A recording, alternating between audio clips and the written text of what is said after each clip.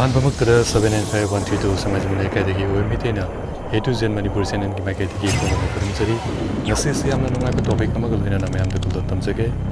Hausiki Matamgi Yolgi Matung in a science and technology in a Safalapi Matung in a Songi Punsida, smartphone Amasin Avayavasi, Adukimatic Matautai, Adubu, smartphone Asi, Madu Kayam Faribano, Natraga Fatribano, Hybadu Kanganaba, Gidamakta Aina.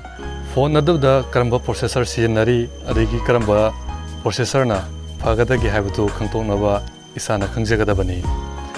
Madugi Matanga in a video see Shimzabani. Video say how would the Gilo before Ming Taminasi. On Bada Ikonikangabasi, processor Habasi Carino. Some Hyderabada Karamakaglay, Kardu, Magi, Wagi Kargi quality edu, Kiamjam Fabagi Habadu, Mahaki, Inzinadun Lepi, Saripi Inzinadu, Brantet Oiva, Amadi Yamna Faba, Technology ka saba adugumba karam oirakadi nang thoba matamda karisu problem oiroi marak tasu yadaba khotaba yam toini su tawai aduga saman car gida engine na magi processor gumani aduga mobile da yariba processor jina car da hapiba engine gumani aseni hozik smartphone yam bada sizinariba processor sing asidi Qualcomm Snapdragon Apple gi A12 masung MediaTek Hello P60 na singba asini. Hariba processor singa sida magi segment oina dual core, quad core, octa core, deca core haina makal karam khaidui. Asumna dual core gi processor dana nano processor ani aduga Qualcomm gina mari aduga octa core gina nipan asumna khaidui. Core masing jame makai multitasking oiro adagi ekoigi gaming oiro atai atopa maruiba performance processor tainaba ekoi gaming gumba multitasking gumba atai kya makal kya ama taropa matamda processor adu yamna lang haidi yamna ekoi hang tawdaba adagi yamna smooth oina sapa processor mo hali masina core yami kai ekoi da processor asi wangi duna samna harabada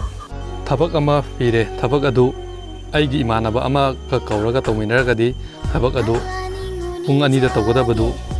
pung amada lotion gani aduga imanaba ahum amagalaga aiga mari suraga tawragadi pung anida tawgadaba thabak adu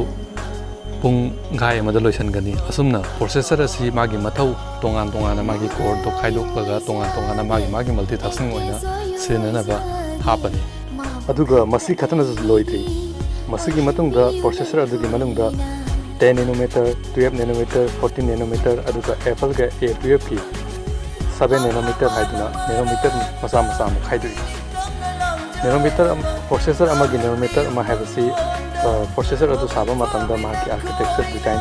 tawari aduga masugi manungda transistor masa kyamu hapani transistor adugi manungda khanariba gap do yamna magi wall adu yamna pariba makai mahaki powerful oi processor adu powerful oi samna harabada housing mayamna pamasi naiba Qualcomm Snapdragon 845 asi 10 nanometer the base tawra sabani aduga Apple gi A12 asina 7 nanometer the base tawra sabani aduna 7 nanometer asi camera powerful oiram gadab ge have to somsu khallaga yengo adugi matik powerful oiba processor ni aduna ayamba matamda nanometer yamna sinadaba adugumlaba processor adagi magi Qualcomm Snapdragon gaba MediaTek Hello G90T adagi Apple ki oragana A12 processor mokoi sing ase yaringai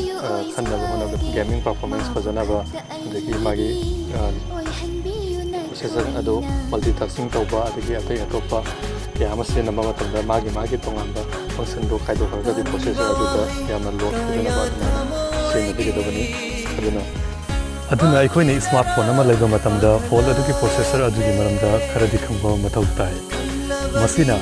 phone adu hang tawba ama sei slow na singba satpada tanba ngamgadoribani som video se yang motungda processor gi maramda karimba kharadi khangamagare haida thajai somna khangdaba leraga su comment tawbiro somna video se numairaga di like amadi share tawbiramu aduga mathangi anauba video thagalakpada yengbo phangnaba gidamakta subscribe amadi bell icon nambiramu ihan hang thagalakpa ni sagadu oinaba video du thagalakpa matamda ꯉꯁꯤꯒꯤꯗꯤ ꯃꯇꯥꯡ ꯑꯁꯤꯗ ꯂꯣꯏꯁꯤꯟꯖꯔꯦ ꯃꯊꯪꯒꯤꯗꯃꯛ video ꯇꯨꯡꯉꯥꯏꯃꯤꯟꯅꯁꯤ thank you take care good by